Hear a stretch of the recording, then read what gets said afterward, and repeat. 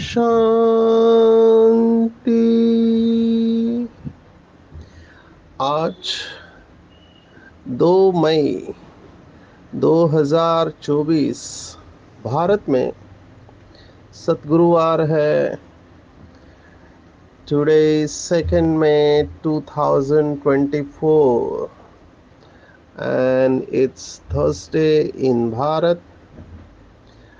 आज की मुरली का जादुई रहस्य स्वयं को प्रेरणा देने के लिए magical secrets of today's Murli for motivating the self।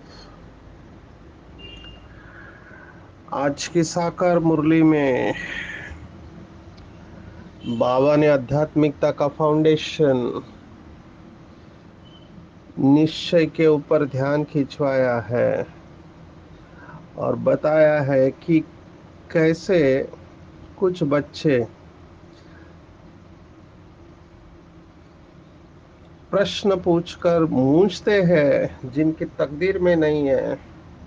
अनेकों को आप समान नहीं बनाएंगे, दैवी घराने के भांति नहीं बनेंगे, या घूमने फिरने जाते हैं या बीमारी में भी बाबा को याद नहीं करते हैं तो फिर उच्च पद कैसे पाएंगे।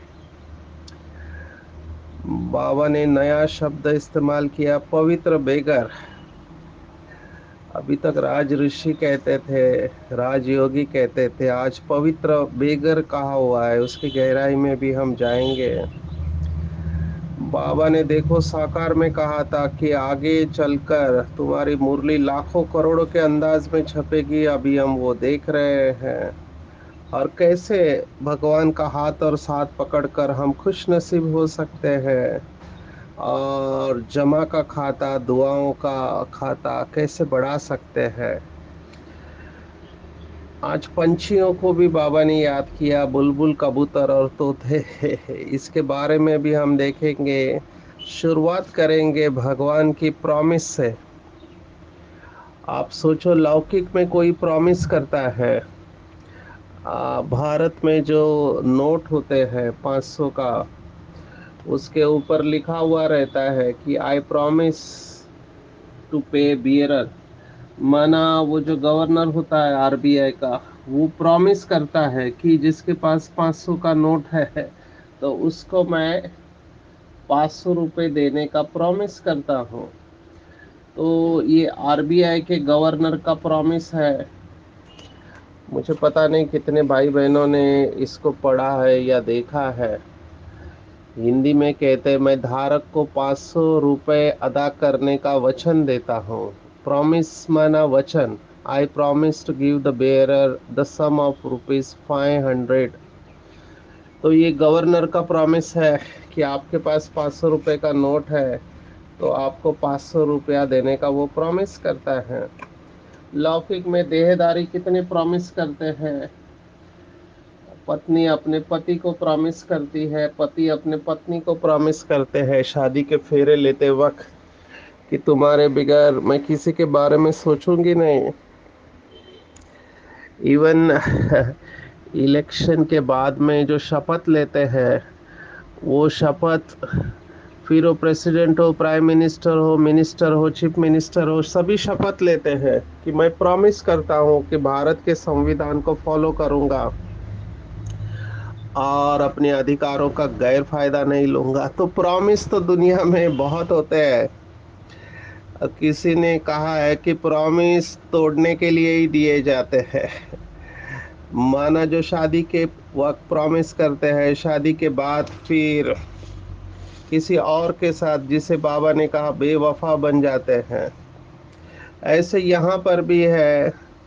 बाबा के घर में जब आते हैं तो बाबा से प्रॉमिस करते हैं कि बाबा, आपके बगैर मैं किसी को याद नहीं करूंगा। मैंने जन्म जन्मांतर आपकी भक्ति की है और आज आपको अभी पहचाना है कि मुझे जन्म जन्मांतर के भक्ति का फल मिला है।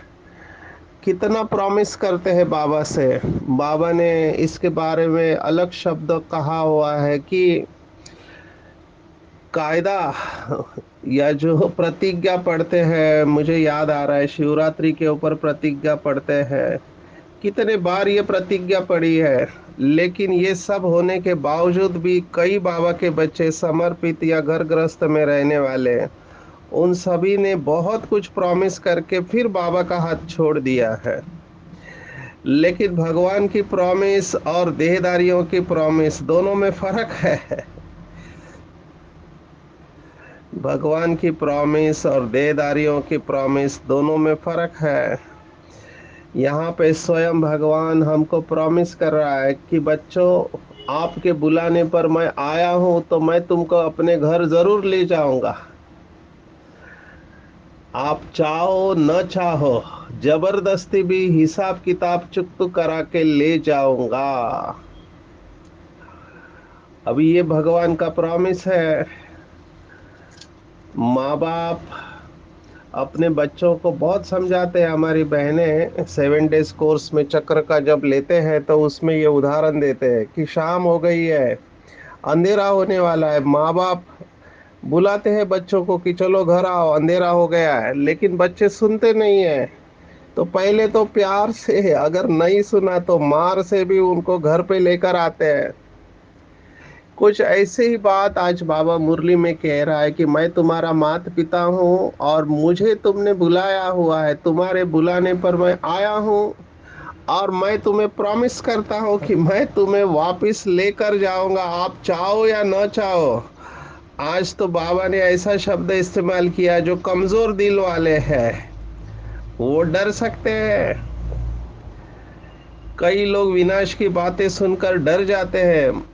मैं मृत्यु के बारे में कहता हूँ तो भी डर जाते हैं और मुझे कहते हैं आप शुभ शुभ बोलो, मृत्यु के बारे में क्यों कहते हैं। अभी ये लोग बहुत कमजोर वाले होते हैं, इनका अटैचमेंट इतना गहरा होता है कि वो सुनना भी पसंद नहीं करते हैं। जबकि स्पिरिचुअलिटी का दूसरा नाम है जीते जी मरना। हमारी एक बहन को किसी संस्था जहाँ पर आर्ट ऑफ लिविंग सिखाते हैं, उन्होंने पूछा कि हमारे इधर तो आर्ट ऑफ लिविंग सिखाते हैं, आपके यहाँ पे क्या सिखाते हैं। तो वो बहन ने बहुत अच्छा जवाब दिया। उसने कहा कि हमारे यहाँ पे आर्ट ऑफ डाइंग अलाइव सिखाया जाता है, माना जीते जी कैसे मरना है ये सिखाया जाता है। अभी आध्यात्मिकता का दूसरा नाम है जीते जी मरना। और ये मरने में ही नंबर बनते हैं। बाबा ने एक मुरली में कहा था कि कुछ बच्चों की कंप्लेंट आती है, खास करके संगठन में रहने वाले। अभी संगठन में एक दूसरों के संस्कार होते हैं, उससे परेशान होते हैं, दुखी होते हैं। तो बाबा को कहा, बाबा क्या हर बार मुझे ही मरना है। जैसे मैं माताओं का सेशन लेता हूँ तो माताओं की कॉमनेस्ट कंप्लेंट होती है, सभी माताएं ऐसे हैं ऐसे मैं नहीं कह रहा हूँ, लेकिन उनका कंप्लेंट होता है कि हमको ही मरना है। स्पेशली जो हाउस वाइफ होते हैं, भारत में तो देखा है कि पढ़े लिखे माताओं को जॉब करने के बाद फिर से घर पे आके खाना उनको ही बनाना है। तो उनको लगता है कुछ माताओं को कि हमको ही मरना है हर बार, और कोई मरने वाला नहीं है। मुझे याद आ रहा है हमारी लौकिक माता जी, अभी हमको कोई लौकिक में बहन नहीं थी, हम चारों ही भाई और पिताजी, घर का सब काम माता जी ही करती थी। तो उसके मुख से निकलता था कि स्वर्ग में मैं अकेली ही जाने वाली हूँ क्योंकि मुझे ही मरना है। तो मुझे आज वो बात याद आ रही है कि हमको उनको मदद करनी चाहिए थी, लेकिन वही है, पुरुषी अहंकार होता है। बच्चों को बचपन में ट्रेनिंग नहीं दी जाती कि आपको घर के सब काम करने होते हैं। मैं जब पेरेंट्स का सेशन लेता हूँ तो मैं पेरेंट्स को हमेशा कहता हूँ कि जैसे आप बहनों को ये संस्कार देते हैं कि तुझे खाना बनाना है, तो वो भाइयों को भी देना बहुत ज़रूरी है। क्योंकि मैं अभी इस उम्र के पड़ाव में आकर सोच रहा हूँ कि बचपन में ही अगर खाना बनाना सीख लिया होता तो आज ये कोविड में खाना बनाना सीखना ना पड़ता। हालांकि अभी सीख गए हैं तो बहुत खुशी होती है, क्योंकि खाना खाना बनाना, वो भी परमात्मा के लिए प्यार से खाना बनाना, उसमें बहुत क्रिएटिविटी है। स्ट्रेस रिलीफ होता है खाना बनाने में, क्योंकि आपके पास बहुत बहुत ऑप्शंस है। तो ये भी एक कला है, मुझे लगता है, जो 16 कला बताते हैं। वैसे 16 कला माना एक से 16 कला नहीं है, लेकिन खाना बनाना, अच्छा भोजन, वो भी बाबा की याद में, ये बहुत ऊंची अवस्था है। बाबा ने एक मुरली में कहा था, अगर परमात्मा की याद में माताएं या जो भी किचन में सेवा देते हैं, वो अगर खाना बनाएंगे तो सभी आत्माओं का, वो जो भोजन स्वीकार करते हैं, उनका हृदय शुद्ध हो जाएगा। तो भगवान आज है, कहने का भाव है कि उनको लगता है कि हमको ही मरना है हर वक्त। एक बार मैं ट्रेन से जा रहा था तो मेरे सामने एक यूथ बैठा था, उसने टी शर्ट पहना था। आजकल टी शर्ट के ऊपर बहुत सारे स्लोगन्स लिखे हुए रहते हैं। तो उसके टी शर्ट के ऊपर अंग्रेजी में लिखा था कि everybody wants to go to heaven but nobody wants to die. माना स्वर्ग में सब जाना चाहता है, लेकिन मरना कोई नहीं चाहता। और स्पिरिचुअलिटी माना मरना। हमारी एक दादी कहती थी, झुक झुक मर मर सीख सीख। माना हर बात में झुकना सीखो, और अभिमान हमको झुकने नहीं देता। और हर बात में मरना सीखो, क्योंकि मरने बगैर आपके संस्कार मोल्ड नहीं होंगे। भाव को समझना है, शरीर को खत्म नहीं करना है, सेल्फ रेस्पेक्ट को भी नहीं छोड़ना है, लेकिन मरना है। और हर बात में सीखो। अगर गलती हो भी जाती है, जैसे मैंने अपना एफर्मेशंस, मैंने अपना एक वाक्य बना लिया है कि आई नेवर लूज, मैं कभी हारता नहीं हूँ। या तो मैं जीतता हूँ या तो मैं सीखता हूँ। सो हारना ये शब्द डिक्शनरी से निकाल दिया है। तो जो सीखता है वो कभी हारता नहीं है। तो ये सब इसलिए बताया कि सबसे बड़ा विघ्न जो आता है कि लोग मरना नहीं चाहते हैं, क्योंकि मरने में तकलीफ होती है। और बाबा को कहा, बाबा हर बार मैं ही क्यों मरूं, वो भी तो थोड़ी मरे। तो बाबा ने कहा, जो पूरी तरह से मरता है वही अनेक जन्म तक अच्छी तरह से जीता है। यहाँ पे मरना शब्द का मतलब है कि देहभान और देह अभिमान से मरना, उन सभी आदतों से मरना जिससे कि हम और दूसरे परेशान होते हैं, उन सब से मरना है। लेकिन अहंकार ये ऐसी चीज है कि लोग मरना नहीं चाहते हैं। अभी सब चेक करें। आज बाबा ने कहा, सतयुग में राग द्वेष का आवाज नहीं होगा। अब ये बहुत डीप स्टेटमेंट है। राग और द्वेष ये संस्कृत के शब्द है। राग महाराष्ट्र में राग क्रोध को कहते हैं, लेकिन संस्कृत का राग शब्द है आकर्षण। या तो कुछ लोग हमको अच्छे लगते हैं, कुछ चीजें अच्छी लगती है, या कुछ लोग अच्छे नहीं लगते, इसको राग द्वेष कहा गया है। ये द्वंद्वात्मक दुनिया है। तो राग द्वेष सतयुग में नहीं होता है, क्योंकि सतयुग में आवाज ही नहीं होता है। माना सतयुग में झगड़ा नहीं होगा। मैं तो कल्पना भी नहीं कर पा रहा हूँ कि लक्ष्मी नारायण का बच्चों के ऊपर से झगड़ा हो रहा है, या बच्चे भी झगड़ा कर रहे हैं, वहां पे होता ही नहीं है। मुझे याद आ रहा है कृष्ण जन्माष्टमी का दिन, और मधुबन में थे, तो कृष्ण की आत्मा को बुलाया गया था। तो मैंने देखा कि हमारी आदरणीय मोहिनी बहन, जो मधुबन की मोहिनी बहन थी, अमेरिका की नहीं, मधुबन की मोहिनी बहन के शरीर में कृष्ण आया था। अभी उसको जो रास करते मैंने देखा, मैं हैरान हो गया। मधुबन की मोहिनी बहन का शरीर थोड़ा मोटा था, लेकिन वो जिस तरह से डांस कर रहे थे, उसमें इतना ग्रेस था, इतना परफेक्शन था, और इतनी नजाकत। मैं शब्द इस्तेमाल, मैं ढूंढ रहा हूँ कौन सा शब्द इस्तेमाल करूँ, मुझे मिल नहीं रहा है शब्द। और इतनी प्यूरिटी रिफ्लेक्ट हो रही थी चेहरे से, प्रसन्नता। जो भी बाबा कहता है वो सभी गुण मुझे वहां पे फील हो रहे थे।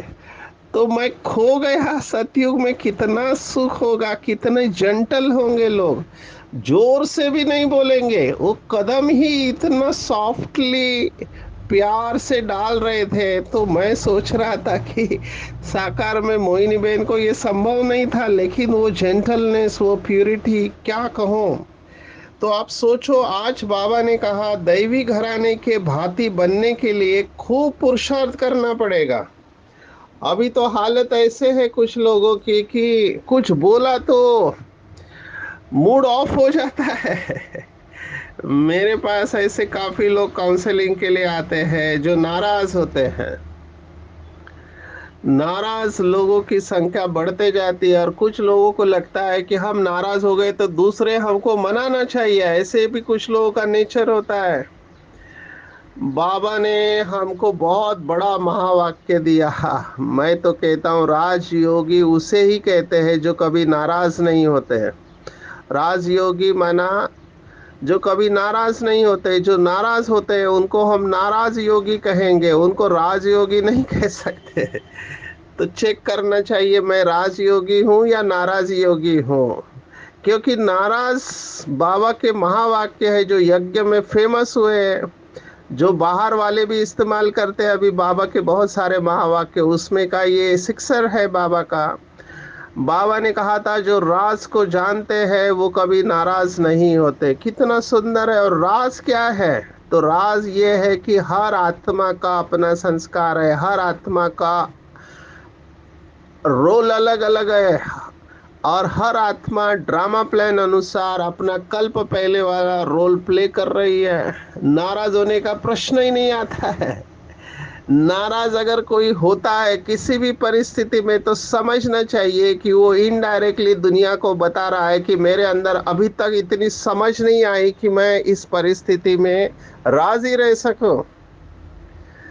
जब कोई किसी से मिलते हैं तो हिंदी में पूछते हैं, जैसे अंग्रेजी में कहते हैं हाउ आर यू, वैसे हिंदी में पूछते हैं कि राजी खुशी हो, माना राजी हो और खुश भी हो। ये जिसने भी चालू किया बहुत सोच समझ के चालू किया होगा, क्योंकि उनको पता है लोग नाराज होते रहते हैं। मैं तो शादियों में देखा है, हम इसे कहते मान पान, माना महाराष्ट्र में मान सम्मान के लोग भूखे होते हैं। अगर सही मान सम्मान नहीं मिला तो कितना मुंह टेढ़ा कर लेते हैं और कहते हैं कि हमारा अपमान हुआ, हम इतने वरिष्ठ हैं, सीनियर है। ये सीनियर लोगों को अपमान की फीलिंग क्यों आती है, मुझे समझ में ही नहीं आ रहा है। क्योंकि सीनियर का मतलब ये है, जो बाबा मुरली में कहता है, हम 7 डेज कोर्स के किताब में बताते हैं कि वृक्ष जब फलों से भरपूर रहता है तो वो झुक जाता है। वरिष्ठ सीनियर माना जिनके अंदर दिव्य गुण भरपूर है, वही सीनियर हम कह सकते हैं। फिर ऐसे सीनियर क्या फायदा जो बात बात में नाराज होते हैं, श्राप देते हैं, अपशब्दों का इस्तेमाल कर रहे हैं। क्या हम उन्हें सीनियर कह सकते हैं? ऐसा प्रश्न मेरे मन के अंदर आता है। तो कहने का भाव ये था कि हमको नाराज नहीं होना चाहिए, राग द्वेष में आवाज नहीं होना चाहिए। बहुत लोग बाबा के पास ये भी कहते, बाबा बीमार है ना इसलिए क्लास में नहीं आए, बीमार है इसलिए योग नहीं किया। बाबा ने कहा बीमारी में भी बाबा को याद करना है, आप बहाना दे ही नहीं सकते। बाबा ने हमारे सभी प्रश्नों के जवाब मुरलियों में दे दिए। बाबा का कोई भी बच्चा ये पूछ नहीं सकता कि मैं क्या करूं। मैं कहूंगा जिनको भी प्रश्न है वो मुरलियों का स्टडी चालू करे। 7 साल की साकार मुरलियां हमारे पास है और 50 साल की अव्यक्त मुरलियां है, और कितना ना अव्यक्त संदेश है। तो मुरलियों का स्टडी चालू करो, आपके सभी सवालों के जवाब आपको मिल जाएंगे। तो चेक करना है कि अगर मैं ड्रामा प्लान अनुसार बीमार पड़ता हूँ, क्या बीमारी में भी बाबा को याद करता हूँ? बीमारी मतलब सूक्ष्म वतन का निमंत्रण। बाबा ने कहा वतन में आके बाबा के साथ बैठ जाओ। इवन घूमने फिरने जाते हो तो भी एक बाबा की याद में रहे। बाबा ने घूमने फिरने को मना नहीं किया, भले घूमो फिरो, लेकिन उस वक्त भी बाबा को याद करो। बको बाबा ने कहाँ तक पकड़ा है। एक मुरली में बाबा ने कहा आप पाखाना में जाते हो, मना लेटरिन टॉयलेट में जाते हो, उधर भी बाबा की याद में रहना चाहिए। अब ये क्यों, मैं सोच रहा था एज अ डॉक्टर, जो ओल्ड एज वाले लोग होते हैं वो बाथरूम में ही गिर जाते हैं। बाथरूम में बहुत कुछ होता है, फॉल होता है। बाथरूम में साबु के ऊपर से आपका पैर फिसल सकता है, गिर सकते हैं, आपको चोट लग सकती है। और यूरिन पास करते समय अगर आपने बहुत जोर लगाया तो डॉक्टर्स को एक टर्म सिखाई जाती है, हमारे लिए शॉर्ट नोट था, हम उसको कहते हैं मिक्चुरेशन सिंकोप। मिक्चुरेशन सिंकोप माना यूरिन पास करते समय आप चक्कर आके गिर सकते हैं। क्यों? क्योंकि ब्लड फ्लो, खून का प्रवाह पूरा ब्लैडर की तरफ जाता है, तो ब्रेन को जितना ब्लड चाहिए नहीं मिलता है, तो आप गिर सकते हैं। अभी बाथरूम में क्या क्या है, आप गिरते ही आपके सिर के ऊपर गिर सकते हैं। बाथरूम में समझो कॉन्स्टिपेशन है, आप जोर लगा रहे हैं, उस समय बहुत कुछ हो सकता है, हार्ट के ऊपर प्रेशर आ सकता है। तो बाथरूम में बहुत कुछ होता है। तो बाबा अगर कह रहा है पाखाने में बाबा को याद करो, क्योंकि उस समय अंतिम समय भी आ सकता है, कहीं पर भी आ सकता है अंतिम समय। तो कोई बहाना नहीं दे सकता है। आज बाबा ने कहा कि ज्ञान की बुलबुल बन, आप समान बनाने की सेवा करो, कबूतर के बजाय तोता बनो। तोता मना कंठी वाले तोता। बाबा का भाव है कि कबूतर जो है वो बिल्ली को या बिल्ले को देखकर आंख बंद कर लेता है, उसको लगता है कि नहीं आए, लेकिन वो बिल्ला या बिल्ली उसको खा लेती है। तो माया को देखकर आंख बंद नहीं करना है, माया आपको खा जाएगी। और तोता बनना है मतलब सेवा करनी है। ये आप समान बनाना शब्द बहुत इंपॉर्टेंट है। पीछे आने वाले भाई बहने इस शब्द की गहराई में जाएंगे। पुरानों को तो पता है आप समान बनाने के ऊपर ही पूरे मार्क्स है, आप कितने सालों से ज्ञान में है, इससे ज्यादा इंपॉर्टेंट है कि कितने लोगों को आपने आप समान बनाया है। हमने बहुत बार देखा कि ब्रह्मा बाबा ने दादियों को बनाया, दादियों ने बड़ी बहनों को बनाया, बड़ी बहनों ने फिर छोटी बहनों को बनाया। तो जितने लोगों को आप समान बना रहे हैं उतने आपके मार्क्स जमा है। तो चेक करना चाहिए कि मैं कितने लोगों को आप समान बनाता हूँ। आज बाबा ने कहा हीरे का दृष्टांत। अभी हीरा वाले जानते हैं, भारत में सूरत में हीरे का मार्केट शिफ्ट हुआ है अभी मुंबई से। मुंबई में बीकेसी बैंड्रा कुर्ला कॉम्प्लेक्स में बहुत बड़ा मार्केट था, लेकिन वो ड्रामा प्लान अनुसार गुजरात में शिफ्ट हुआ है। सूरत में, वो भी सूरत में, अगर किसी ने देखा हो को हीरे को जब घिसा जाता है, तो मैंने तो बचपन में बहुत बार देखा है, क्योंकि सूरत में बहुत बार जाना हुआ था। तो आंखों के ऊपर वो एक लेंस लगाते थे और हीरे को बहुत नजदीक से देखते थे कि उसके ऊपर कोई दाग तो नहीं है। तो उसको घिसना होता है, तो हीरे की पाउडर उड़ती थी और उसके वजह से बहुत परेशानी होती थी। लेकिन ये घिसने का काम के लिए वो मैग्नीफाइंग ग्लास देखते हैं। आप अगर किसी हीरे के व्यापारी के पास भी गए हो तो भी उसके पास आपको एक ग्लास मिलेगा। तो हमको भी बाबा ने कहा ये मैग्नीफाइंग ग्लास यूज करना। इसका भाव है कि हमको देखना है कि मेरे अंदर सूक्ष्म में कोई कमी कमजोरियां तो नहीं है। कई बार क्या होता है, हम बड़ी बड़े रूप में देख लेते हैं कि मेरे अंदर ये तो नहीं है, लेकिन छोटी छोटी बातें होती है जो हमें परफेक्शन से रोकती है। बाबा ने कहा हुआ है कि सूक्ष्म सूक्ष्म विकर्म आपको संपूर्ण अवस्था तक नहीं ले जा सकते। मैं एक उदाहरण देता हूं जो बाबा ने मुरलियों में कहा था। कर्मों की गति गुह्य है। कोई भाई या बहन आके आपको कुछ उल्टा सुल्टा सुनाता है, अभी आपने कुछ नहीं किया, सिर्फ उसका सुना और लास्ट में कहा अच्छा, हाँ बोला, तो भी आपका अकाउंट बन गया। आप सोचो, इतना सूक्ष्म है, हमको पता ही नहीं चलता है। कई भाई बहने पूछते आज तो कुछ गलत किया नहीं, किसी को दुख दिया नहीं, फिर अवस्था क्यों नहीं अच्छी है, मूड क्यों ऑफ है? तो बाबा ने उसका जवाब दिया था, सूक्ष्म विकर्म। जो माला के मन के बनना चाहते हैं, ऊंच पद पाना चाहते हैं, उनको इन छोटी छोटी बातों की गहराई में जाना चाहिए। कहीं मेरे से सूक्ष्म में विकर्म तो नहीं हो रहा है। बहुत बहुत अटेंशन चाहिए खुद के ऊपर। आज के मुरली में नया शब्द बाबा ने इस्तेमाल किया है, पवित्र बेगर। पवित्र और बेगर, बेगर टू प्रिंस, ये शब्द तो हमने कई बार पढ़ा था, देखा था। बेगर से हमको प्रिंस बनना है, लेकिन आज बाबा ने कहा हम बेगर है लेकिन पवित्र है। तो बेगर को बाबा ने पवित्रता ऐड कर दी। अभी एक भी आत्मा पवित्र नहीं है, और जब तक हम पवित्र नहीं बनेंगे तो समझने का, जब वापस जाएंगे तो परसेंटेज में सजा का अनुभव होगा। संपूर्ण पवित्रता को धारण करना है। एक बाप की ही याद रहे और कुछ भी याद नहीं आए, इसको कहते हैं पवित्र बेगर। इसके लिए लाइन बहुत क्लियर चाहिए। ये पुराना छीछी शरीर है, इसको ज्यादा सजाना नहीं है। कई लोग आज भी शरीर को सजाने की कोशिश करते हैं। उनको लगता है, क्योंकि आदत होती है बहुत काल की, जितना शरीर को सजाएंगे उतना दूसरों की नजर लगने के चांसेस है और बॉडी कॉन्शियस में आने के चांसेस है। तो चेक करना चाहिए, मैं पवित्र बेगर हूँ।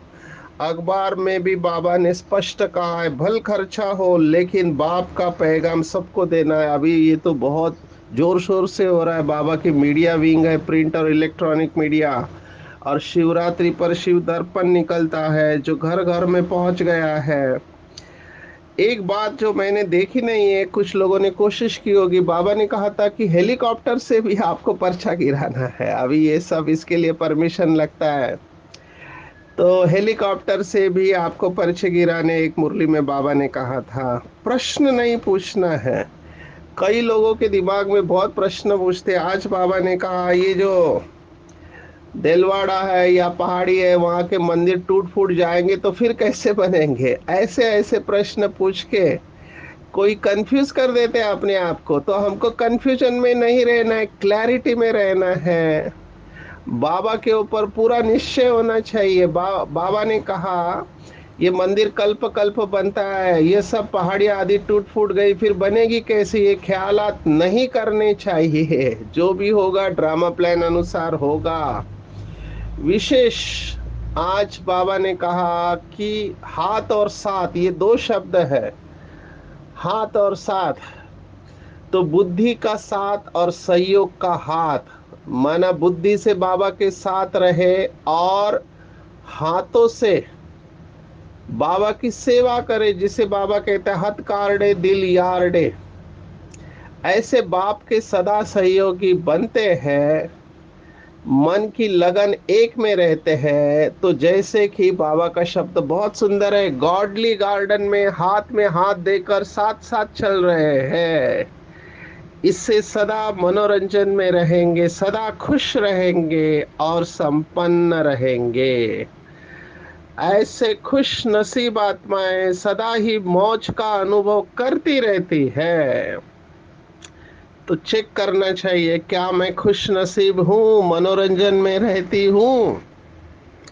कौन रह सकता है मनोरंजन में? तो जो हाथ में हाथ देकर चल रहा है। गार्डन का चित्र आप सबके सामने आ गया होगा। आशिक माशिक घूमते हैं, तो हमारा माशुक शिव बाबा, उसके हाथ में हाथ देकर गॉडली गार्डन में चलना है तो मनोरंजन में रहेंगे। और विशेष जो बाबा ने कहा है, लास्ट सर्टिफिकेट, 3 सर्टिफिकेट हमको लेने हैं। संतुष्टता का सर्टिफिकेट बहुत ऊंची अवस्था है, फाइनल डेस्टिनेशन। बाबा ने कहा संपूर्ण अवस्था सदा संतुष्ट रहना।